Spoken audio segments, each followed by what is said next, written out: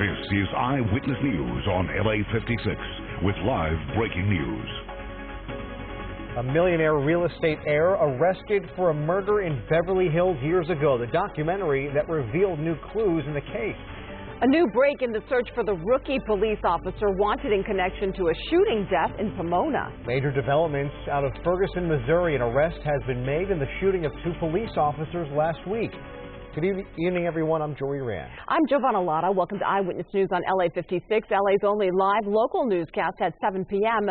We begin with some breaking news out of South LA right now. Police say officers have been injured after suspects opened fire near 65th and Main in South LA. LAPD Newton Division has locked down that area. The suspects are outstanding at this point. We do have a crew headed to the scene, and we'll bring you the latest information as it becomes available. Right now, we start with the arrest of the real estate heir Robert Durst. It comes as HBO is airing the finale in the docuseries on his life. Eyewitness News reporter Darsha Phillips has the very latest in this bizarre case. 71-year-old Robert Durst has long been under a cloud of suspicion in 3 possible murders in 3 different states.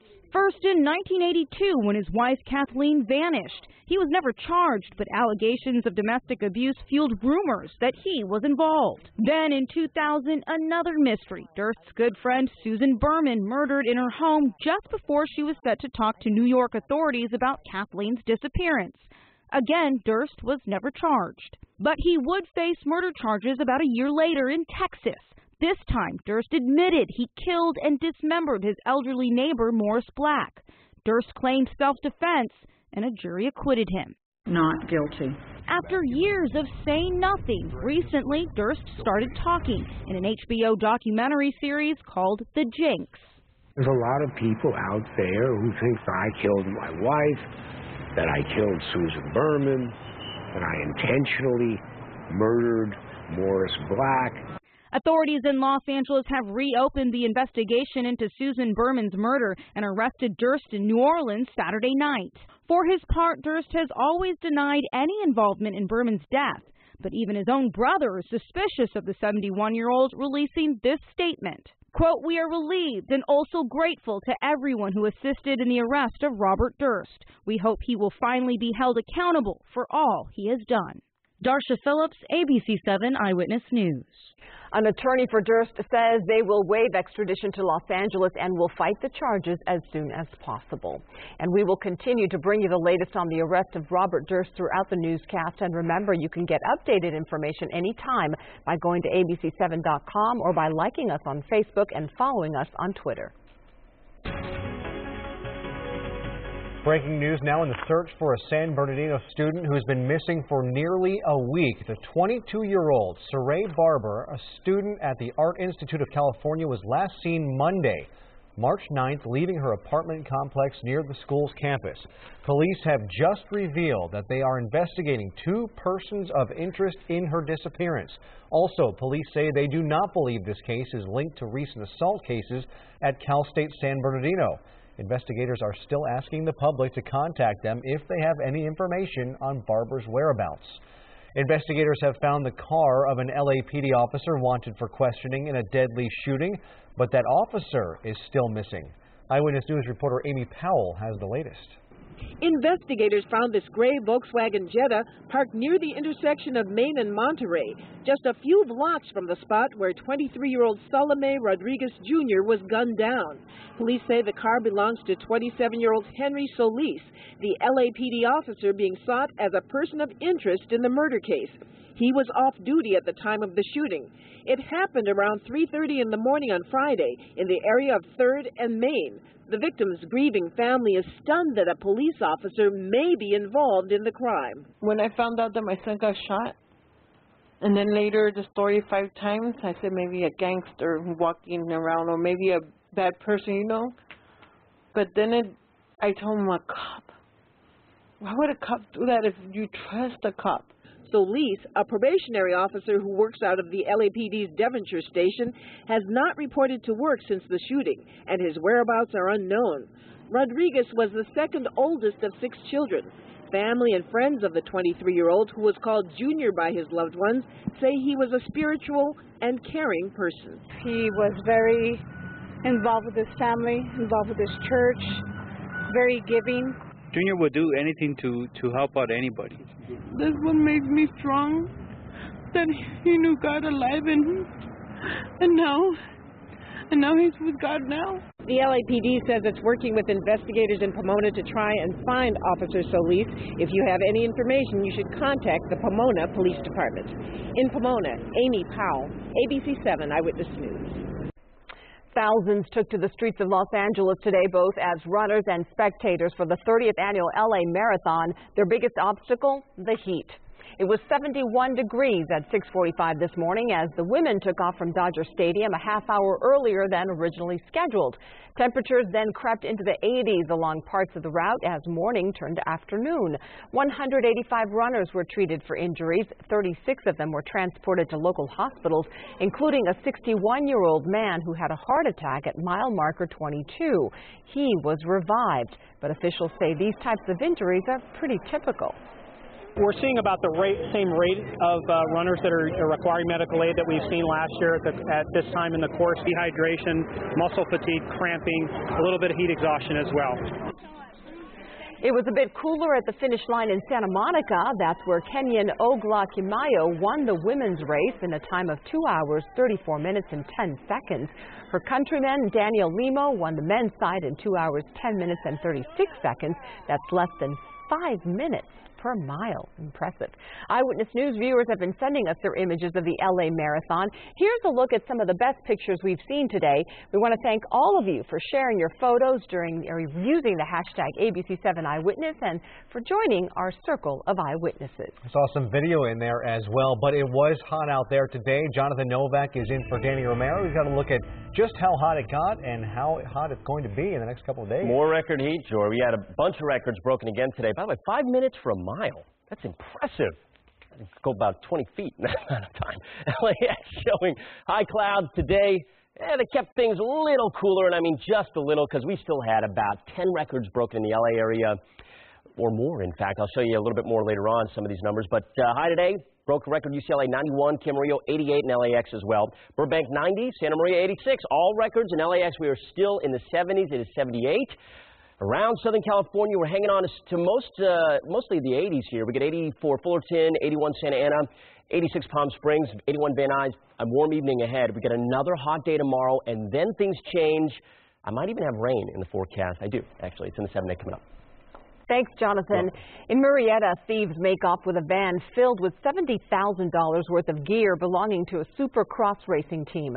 Police say the Chevy Express van was parked outside an apartment complex on the 24,000 block of Jackson Avenue Friday night. Inside, 2 dirt bikes and other gear. The owner says he was only in the apartment for about 30 minutes. When he went back outside, the van was gone. Police found the van yesterday, but the bikes and gear are still missing. A major development in Ferguson, Missouri. There has now been an arrest in the shooting of 2 police officers last week. ABC's Candace Gibson has the latest. 20-year-old Jeffrey Williams taken into custody overnight. He has acknowledged his participation in firing the shots, or that in fact he did fire the shots. The shooting taking place at the end of a police protest. The prosecutor saying Williams had taken part in that demonstration, later firing his handgun from a vehicle. Shell casings found at the scene match a .40 caliber handgun recovered by detectives. Police say Williams told them he had a dispute with someone at the protest and was aiming for them, not the officers. You know how the officers were lined up that night. Were there any civilians around that could have been possible targets? There were civilians between them, so it's not as though there was no one there. Police poring over images from that night, but ultimately it was tips from the community that led to the arrest. The case developed through information that was provided by members of the public. This community still reeling from the shooting death of 18-year-old Michael Brown last August by a Ferguson police officer. Now Williams, who was out on probation, facing a number of charges, including 2 counts of assault. Attorney General Eric Holder in a statement tonight saying the arrest sends a clear message that acts of violence against our law enforcement personnel will never be tolerated. That was Candace Gibson reporting. The 2 injured officers are recovering at their homes but have been told of the arrest. Fighting continues today in Tikrit as more Iraqi militiamen join the offensive to recapture the city from the Islamic State.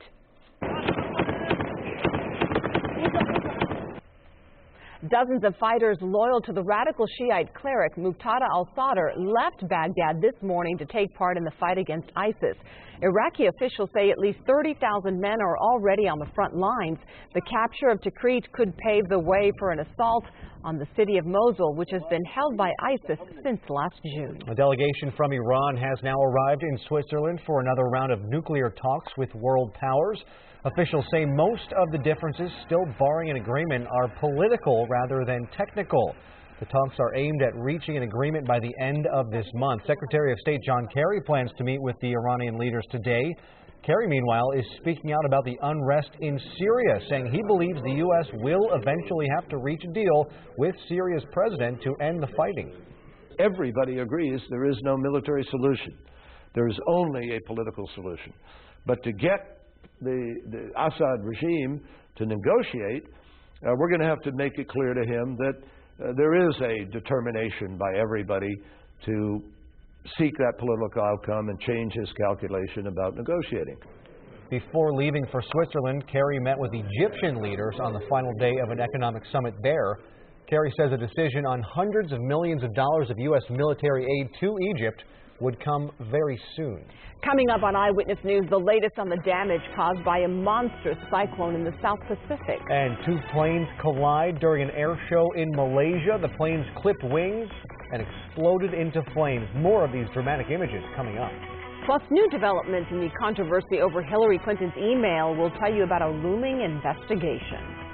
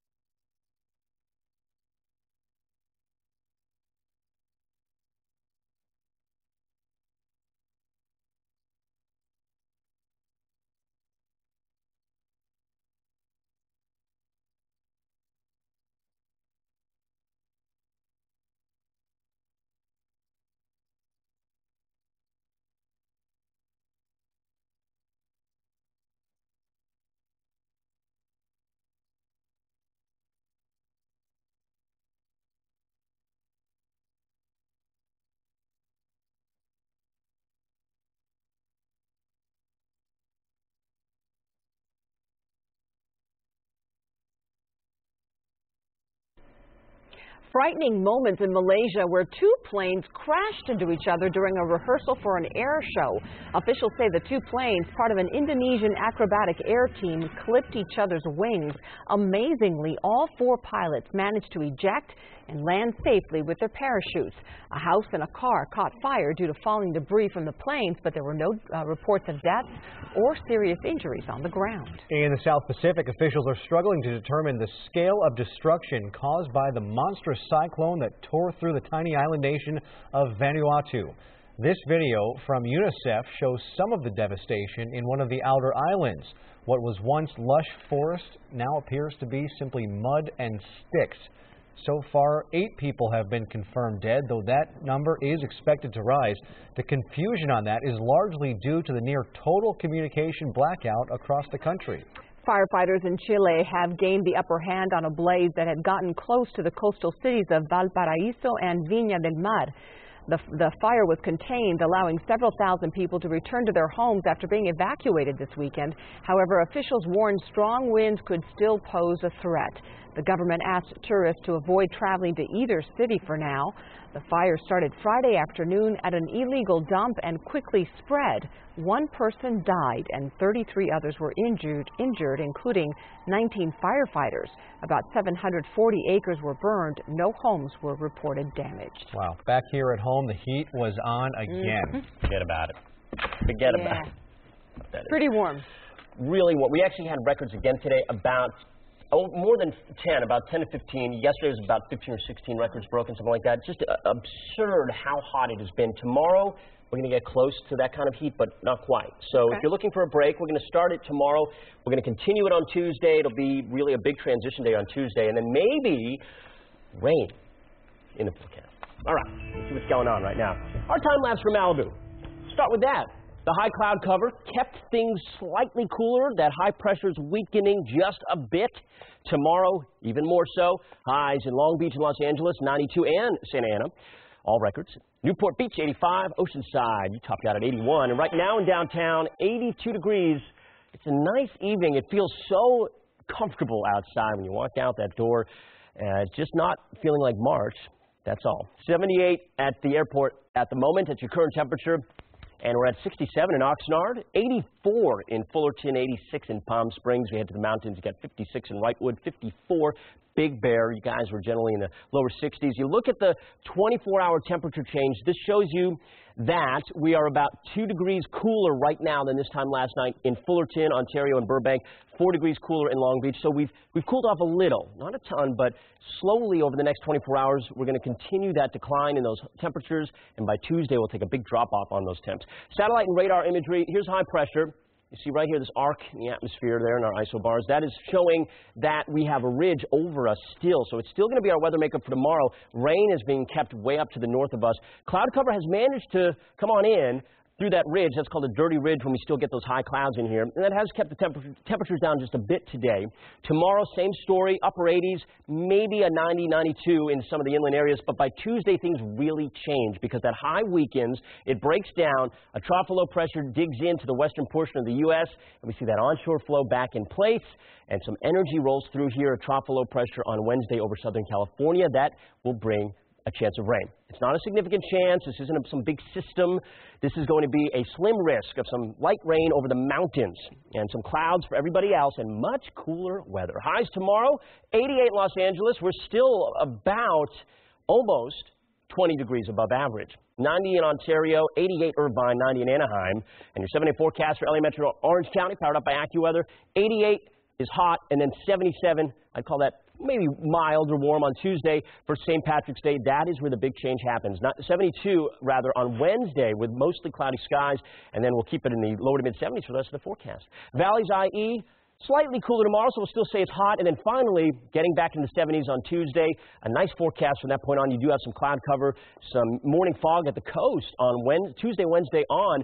As that onshore flow really kicks in. 82, though, for tomorrow, so you got to get through one more warm day. Not get through, I guess, enjoy it at the coast. You guys have had a great weekend overall. The mountains is, the forecast for you is looking pretty good. Temperatures generally in the 50s. You're finally getting into the lower 50s by Wednesday, and you have that chance of rain on Wednesday. Mostly cloudy, and we'll hope for a few showers. It won't be anything significant, at least right now. It doesn't appear to be. High desert, 84 tomorrow. One more hot day before things get a little bit cooler, starting on Tuesday. More weather coming up in a few minutes. Thanks, Jonathan. Yep. New developments in the controversy over Hillary Clinton's email. Now a congressional investigation is looming. ABC's Jonathan Karl has the latest. Top House Republicans tell ABC News they expect Speaker John Boehner to announce a new House investigation next week into how Hillary Clinton handled email as Secretary of State, including her admitted destruction of some 30,000 emails that she determined to be purely personal. It was a big issue on today's Sunday shows. I just can't trust her lawyers to make the determination that the public's getting everything they're entitled to. It amounts to nothing but a bunch of people flapping their jaws about nothing. As for how Mrs. Clinton has handled the controversy thus far, not exactly effective. She couldn't be like, hey man, could you hold this other phone for me? 9 days of silence, and then this simple explanation. I thought using one device would be simpler, and obviously it hasn't worked out that way. Under State Department rules, while she was secretary, if an employee used a private email account for official business, the email was to be turned over and entered into government computers. She didn't turn over any emails until 22 months after she left office. Why did you wait to turn those emails over? I mean, the rules say you have to turn them over. I'd be happy to have somebody talk to you about the rules. I fully complied with every rule that I was governed by. That was Jonathan Karl reporting there could be a lengthy legal battle over that server. And Clinton isn't the only one facing heat over emails right now. The Washington Post reporting Jeb Bush used his private email account when he served as Florida governor to discuss security and military issues. The email exchanges reportedly included details of Florida National Guard troop deployments after the September 11th attacks and protection plans for the nation's nuclear plants. Aides to Bush say none of the emails contained sensitive or classified information and that many of the events mentioned in them were documented in news reports at the time. A baby gets trapped under the tire of an SUV and survives. How it happened on Eyewitness News. And the city of San Francisco is turning to a unique solution to try and stop people from using their sidewalks and walls as toilets. I'll show you what's being tested ahead. But first, do you have a question for LA Mayor Eric Garcetti? He'll be our guest on an upcoming edition of Eyewitness Newsmakers. You can submit your question at abc7.com/newsmakers, and he could answer it on the show.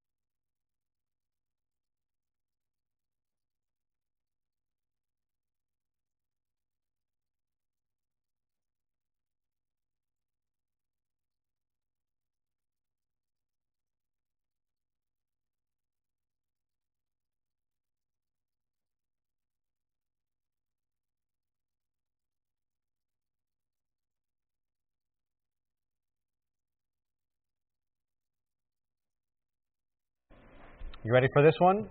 The city of San Francisco is taking extreme measures to combat an unpleasant issue, public urination. That's right. Apparently the city has a real problem with folks relieving themselves on the sides of buildings, so it's trying out a urine-repellent paint coating. It not only repels liquid, it bounces it back at the offender. Hit them on their pants and get them wet. Hopefully that will discourage them. Just make people smell instead of just the concrete. Then you'd have people walking around smelling like urine too. The city says it will put up signs on the buildings with the repellent to give people fair warning. To start, it's going to be tested on 10 walls to see how effective it is. I think it's a great idea. In Harris County, Texas, a 3-month-old baby survived being pinned between a stroller and the tire of an SUV with only a few scrapes and scratches. Police say 3 children, all under the age of 10, were alone inside the vehicle when it rolled over the stroller. The child's mother in a state of panic trying to save her son. A neighbor recorded cell phone video of paramedics rushing to help the child and airlift into the hospital. Before help arrived, neighbor Nicholas Diggs went to see what all the commotion was about and quickly jumped in to help. I was cutting my grass and I heard a scream. And when I heard the scream, I see the ladies trying to push the truck. I didn't know what they were trying to push the truck from. Me and my 2 friends, they pushed the truck up and I grabbed a baby from up under the truck. Authorities say one of the 3 children somehow managed to get the vehicle into neutral, causing it to roll back and into the stroller. A family member was outside with them near the SUV when the accident happened. Wow. A Utah man is turning his hobby into hope, painting portraits of other dogs in order to save his own pet. Sean Mitchell doesn't consider himself an artist, but his paintings are now being sought from all over the world. He began painting when he was just when his dog, who was 5.5 years old, Charlie, was diagnosed with lymphoma. In order to pay for an experimental treatment, he made a Facebook page offering to paint portraits of other people's dogs, and the response he got was overwhelming. Almost 200 people were sending in emails going, "How do we get paintings?" And they want to help Charlie. And thanks Charlie. I could never ask for anything better.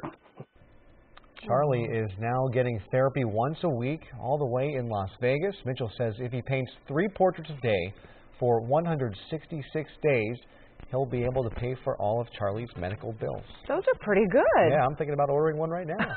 There you go. Good stuff. We're updating our top stories at 7:30, including the latest on the massive search for suspects after police say they shot at officers in South LA. And terrifying moments in Compton where shots rang out, leaving 4 people wounded, including 2 young children. We'll have the latest on their condition. Plus, we're learning new details about a group of healthcare workers being monitored for possible Ebola exposure. And it was a warm weekend, but what kind of temperatures will we see during the work week? Jonathan Novak is standing by with the answer next.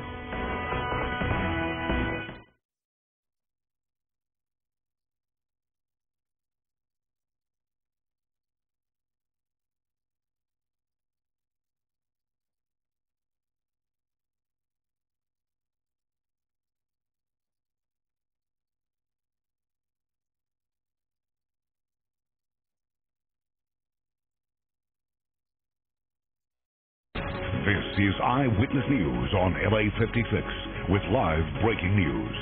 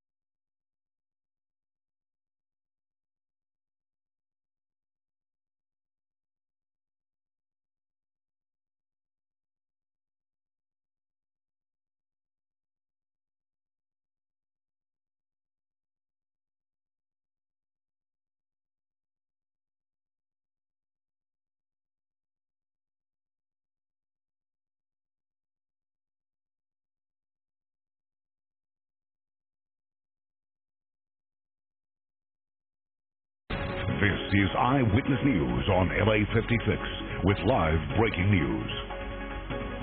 Our top story at 7:30, an update on some breaking news out of South LA where officers have been injured. Hello, I'm Giovanna Lotta. And I'm Jory Rand. This is Eyewitness News on LA56, LA's only live local newscast at 7:30 p.m. LAPD Newton Division has locked down the area near Main Street and 65th Street today. Police say suspects opened fire on officers about an hour ago. A massive search is now underway for those suspects. We will bring you the latest information on this story as it becomes available. Authorities have arrested eccentric real estate heir Robert Durst. The 71-year-old was arrested by FBI agents yesterday at a hotel in New Orleans for the murder of Susan Berman 15 years ago in Beverly Hills. Ironically, tonight, HBO is airing the finale of a documentary miniseries on his life called Jinx. Durst is also linked to 2 other killings, including the disappearance of his wife. He's being held without bail pending a hearing tomorrow and could be extradited to L.A. And still no sign of an LAPD officer described as a person of interest in a deadly shooting in Pomona. But a car belonging to Officer Henry Solis has been found in Pomona, not far from the site where Salome Rodriguez was shot and killed early Friday morning. Solis, who joined the LAPD back in June, was off duty at the time and failed to show up for work at Devonshire Division the next day. He has not been named a suspect in the shooting, but police say they have reason to believe he knows detectives want to talk to him. The search is on for the suspects who shot up a children's party, wounding 4 people, 2 of them girls, just 6 and 8 years old. It happened on the 2700 block of West Alondra Boulevard in Compton. Eyewitness News reporter Q McCrae has the details. LA County deputies need all the help they can get in Compton. A children's party was ambushed. 4 people were shot, including 2 children. Oh, it was rapid. One right after the other, like automatic, I guess. She didn't want her face on camera because she feared for her safety. According to investigators, the party started yesterday afternoon and continued into this morning.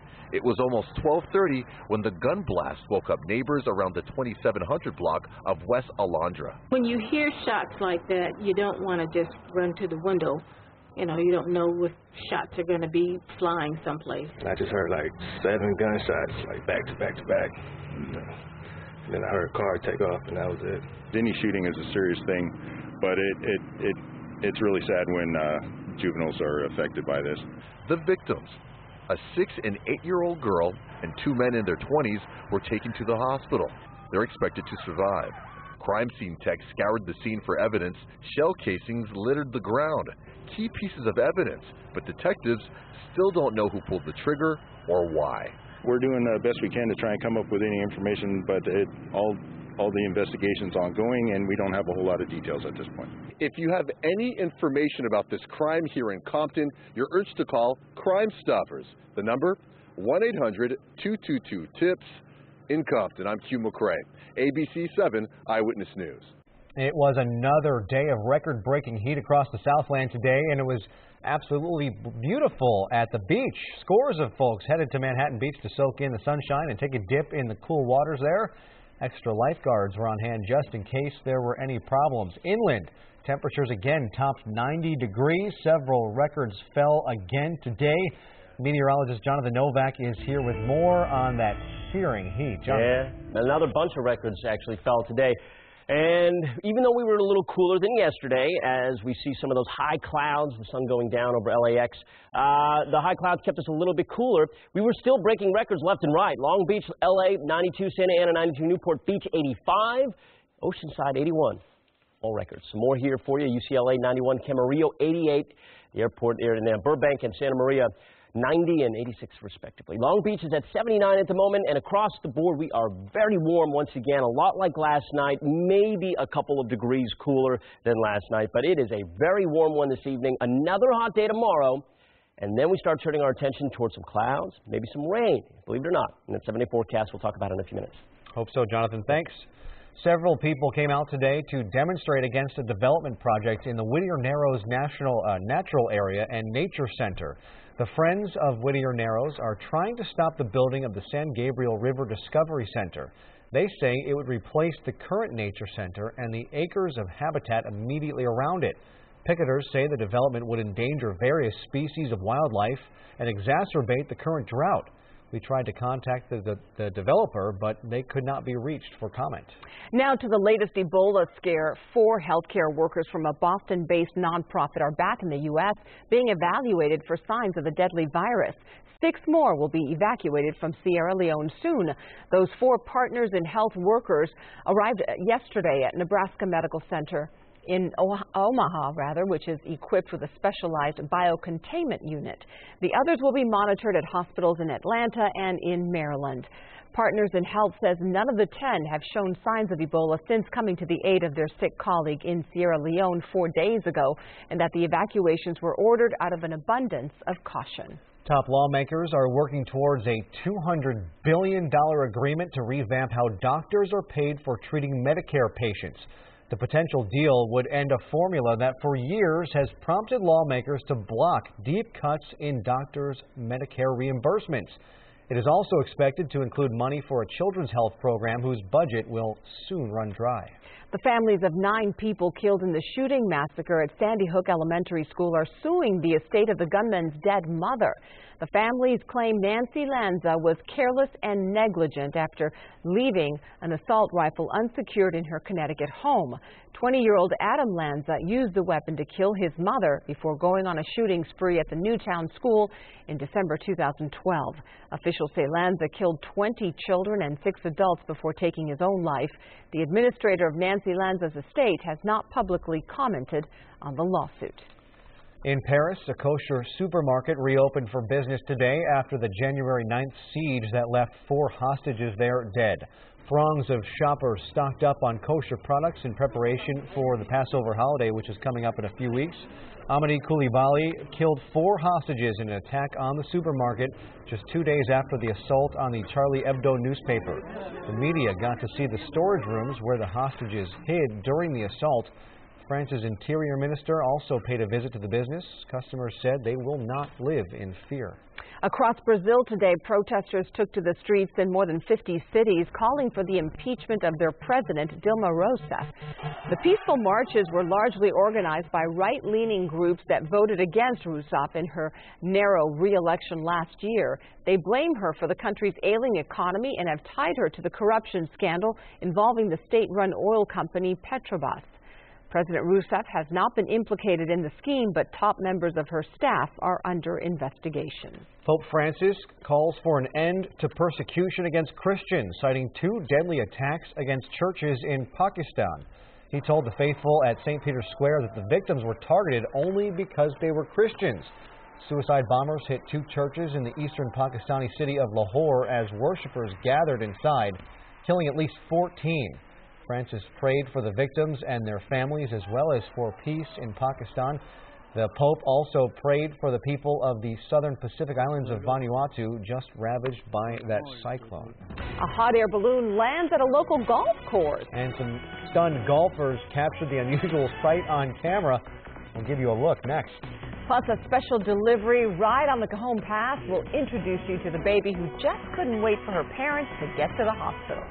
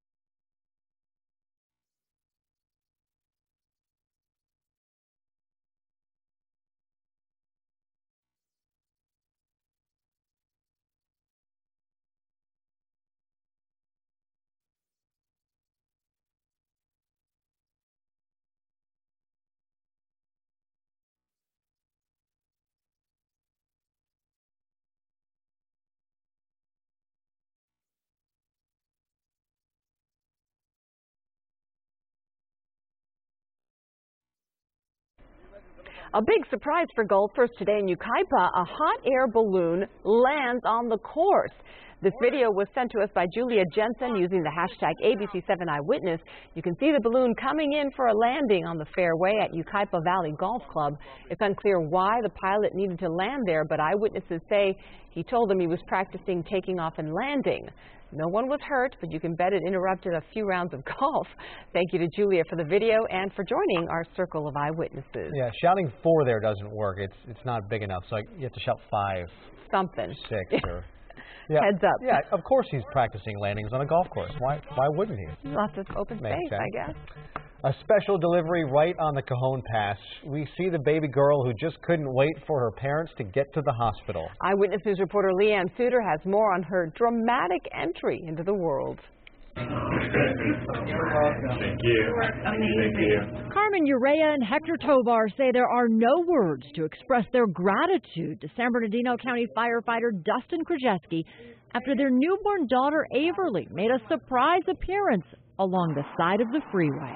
It was a very difficult situation to be in. You hear about it, you never think it's going to happen to you, ever. Averly wasn't due until April 1st, but Friday night while visiting family in Victorville, the contractions started. The couple thought they had time to make it to the hospital, but just before 11:30 on the southbound I-15 in the Cajon Pass, Urea's water broke. We pulled over. He was on the phone with 911. In that moment, I started freaking out. We're not ready for that. You never think about delivering your own baby. I didn't even know what to do. They're telling me, do you have a shoelace? Do you have a clean blanket? And I'm like freaking out. I was like, I'm not trained to do this. Krajewski and his crew arrived just in time. They prepped everything in my vehicle, in my SUV, and she came right then and there. The umbilical cord was wrapped around Averly's neck. Krajewski's training ensuring a safe delivery. One he's helped with before, but never like this. First time on the side of the road. Usually we're either in a house or we're lucky enough to get in the back of an ambulance before it happens. So it was just a little bit more nerve-wracking in a small area with cars driving by and poor lighting. A healthy 6 pounds, 14 ounces, Averly joins her 3-year-old big sister with a big tale to tell about her wild arrival. She's healthy, she's perfect, and I couldn't be more thankful to everyone who was a part of it. In San Bernardino, Leanne Suter, ABC7 Eyewitness News. Couldn't wait. That's scary. One professional hockey player makes a little boy's night. Still to come, we'll show you how a timeout turned into a photo shoot that's now gone viral. Plus, a staph infection kept Blake Griffin off the floor for a month. His return gives the Clippers a boost. The answer next from Sports.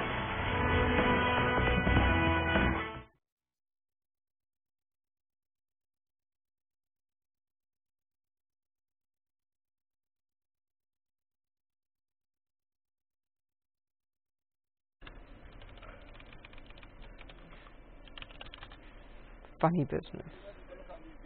Shall we talk?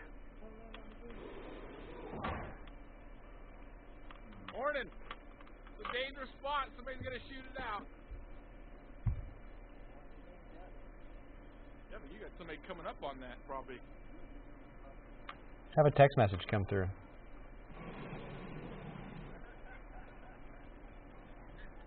It sounded more like interference.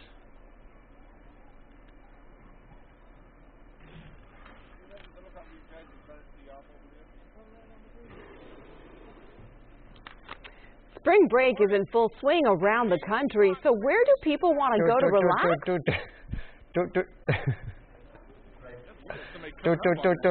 was doing it. He's the culprit. Who?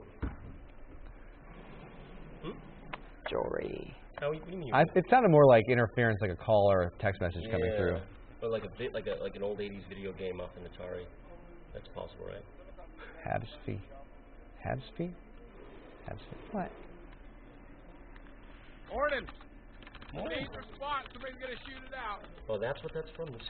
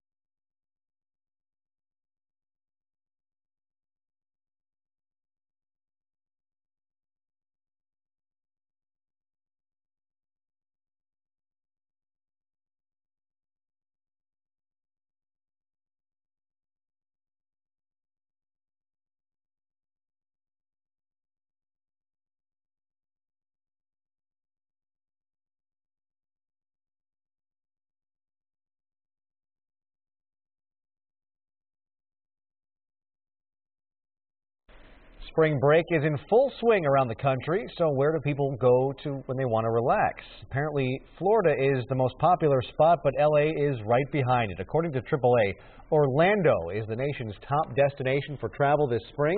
They came up with that answer based on hotel bookings at its website. Orlando was followed by Los Angeles, San Diego, Myrtle Beach, South Carolina, and Miami. I guess it's all the folks wanting to enjoy the hot weather we have here. Or Mickey. Right. Well, it's also funny talking to people back east. Yes. Folks back east are like, we had the warmest day. You got into the 50s. It hit 55 today. I feel so bad. It makes so much sense. I know. It's like talking about posting some of the highs on social media, and I know my family's going to see that, and it's because they're in Boston. Yes. Well, it's 50 and it's warm there, like you said, and it's 92, 94 out here. Yeah, right? Yeah. No, we don't need the whole family coming up. It's nothing. Every once in a while. Cross-country pop-in. Yeah, okay. Well, they can stay with you. Always welcome. Here's that time lapse from LAX as the sun went down. Get some of those nice colors showing up here. Some pink. In fact, in this time lapse, these clouds are going to help to keep us even warmer tonight. In fact, as they keep that radiational cooling from happening where that heat escapes. So it keeps that from happening and it keeps us nice and warm tonight. 92 is our high in downtown. That is a record again. 70s where we normally would be. Not even close. Way above that. 78 at the coast right now. We head over to the LAX area, and 81 Malibu. Still warm there for you. 86 Santa Clarita and 78 in Santa Monica. Whoa, 78 in Hemet, 77 Riverside. What happens when you do weather moves too fast. All right, so high pressure is our weather maker, folks. But I want to point something out on this map that you might see here down to the south. You see this right here? This is actually an area of low pressure that is undercutting this area of high pressure that we've been talking about. We've seen that happen a couple of times this season where a low will come in underneath a high and bring us some moisture. So I'm keeping an eye on that over the next couple of days. Nevertheless, this high is breaking down regardless, and we are going to see a trough of low pressure dig into the west coast of the U.S., and that's going to bring clouds into the area. It's going to bring the temperatures down and the rain chances up, for the mountains at least, on Wednesday. Let's take a look at the future scan. This is Monday. Now we're into Tuesday. Look what happens here to the west of us. Trough low pressure digging in. That low is now starting to move to the east. That was south of us. So as a result of all this, we're seeing those onshore winds develop and the clouds thicken up. By Wednesday, we have a low that goes over Southern California, and that means maybe some rain. The chance is very low. It's only about 15%, and it's over the mountains, but it's there, and it's indicative of the overall weather pattern change we're going to be seeing from Tuesday on. Much cooler weather, clouds in the area. It's going to be a bearable forecast. But tomorrow we've got to get through more heat, one more day. 88 Los Angeles and Glendale, 81 at the coast there in Redondo Beach, and 87 Long Beach. We head to the IE, 90 to 92 in that 7-day forecast for LA Metro and Orange County, powered up by AccuWeather. 88, hot one more day, and then finally into the 70s again for St. Patrick's Day, and then we're dipping down close to average from Wednesday on. I don't have rain in the LA area for Wednesday, but I do in the mountains. Slim chance, as we were just discussing. Valleys IE, dry throughout that 7-day, hot tomorrow, and then finally cooling on Tuesday, down to 72 near normal on Wednesday. Next weekend's looking really nice. The beach, one more really nice day, and then we'll start cooling things down. Some morning fog Tuesday on through the weekend, actually. The mountains, there's that chance of rain, very slight on Wednesday, and you're back into the lower 50s by Wednesday and Thursday. How about that? In the high desert, another hot one tomorrow, and then into the 70s from Tuesday on. The hot stuff, one more day, guys. We can take it out of the picture. All right, looks good. Yep. Thanks, Jonathan. Montreal Canadiens goaltender Carey Price made one young fan's night by posing for a selfie during the game. You can see Price skate over to the boards during a TV timeout. He sees a young fan in the Canadiens jersey who is waiting with a smartphone, and the rest is history. Here's how that picture turned out. The Canadiens reposted the picture with the caption, "The famous Habs fee." The Canadiens are also known as the Habs. Price and his team went on to win the game 3-1. And they were called the Habs because they have a dunk. Oh, that's right. Okay. All right, Rob. A lot of hockey things going on. And you can see in their logo, there's an H in there. That's right. A lot of people wonder why the Montreal Canadiens have an H in the middle of it. Yep. That's why. And the octopuses they throw on the ice because of the original H. Okay, that's enough. There we go. That's a lot of sports info. Right. Thanks. Okay. All right, let's talk a little basketball right now. Devon and Jory. One is 34 games above 500 and the runaway Eastern Conference leader. The other has won just one game of the month of March. Currently, the Atlanta Hawks are leading by score 41-38. Blake Griffin made his return today, and he wasn't just a part-time player. 41 minutes, 11 points, 11 rebounds. James Harden just tore up the Clippers today. Just under 5 minutes to play. The floater puts the Rockets up 6. Harden with a game-high 34. But with Chris Paul on the floor, anything is possible. He drops 3 ball. The game is tied. CP3 with 23 today, but he wishes he could add another basket to his box score, because that one would have sent it to overtime, but it doesn't go in a possible playoff preview. Houston holds off the Clips 100-98. Well, a week ago it looked like Southern California would be shut out of the NCAA tournament, but today UCLA slipped into the big dance. They'll play SMU in the South region, while UC Irvine, in its first appearance in the NCAA tournament, will take on Louisville in the East region in Seattle, because nothing says East like the Pacific Northwest.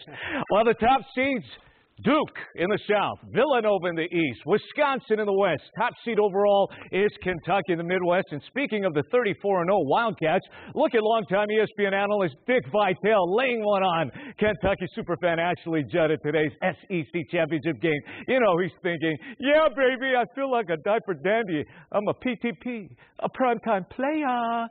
And finally, on to Tampa for a terrific ending to the Valspar Championship. Patrick Reed needed a birdie on the 18th to climb into a tie for the lead, and talk about a clutch putt.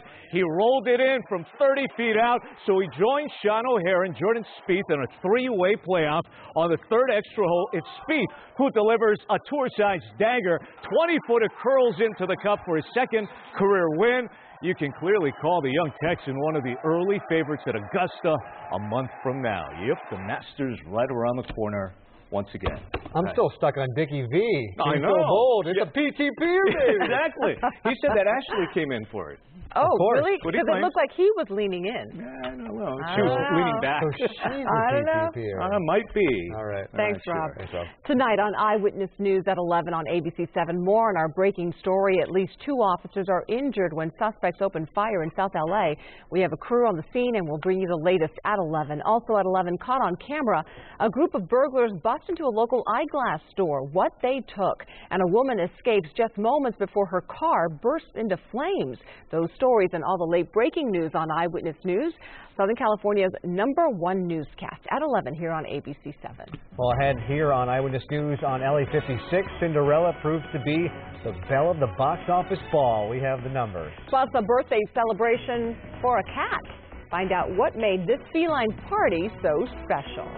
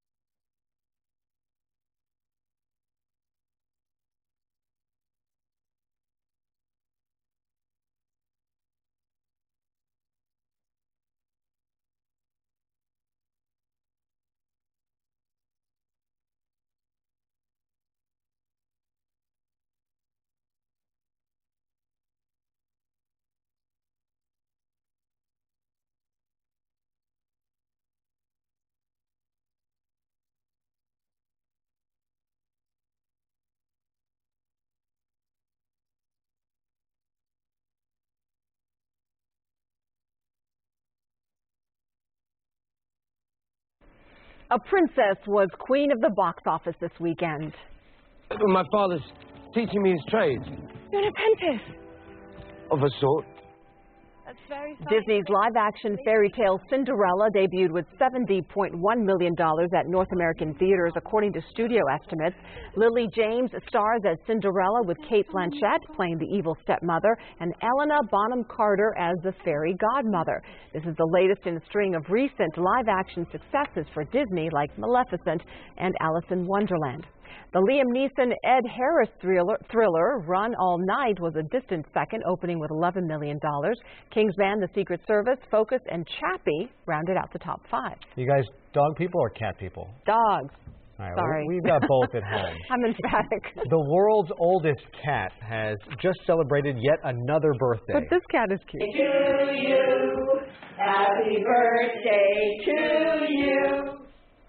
Giovanna just said that because she doesn't want to be attacked by a cat today. That's Tiffany, too, who turned, get this, 27 years old yesterday. The feline lives in San Diego, and according to the Guinness Book of World Records, Tiffany, too, is the equivalent of 125 human years.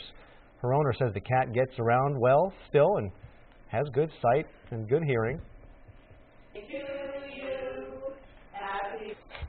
And she's wearing her 27 years very well. Still has a ways to go to become the oldest cat ever, which I think was 33? Yes, I think so. Yeah. Thanks for joining us for Eyewitness News at 7 here on LA56. LA56 Weekend Theater is next. Eyewitness News continues at 11 p.m. on ABC7, anytime on ABC7.com. For everyone here at ABC7, have a great night. We'll see you at 11.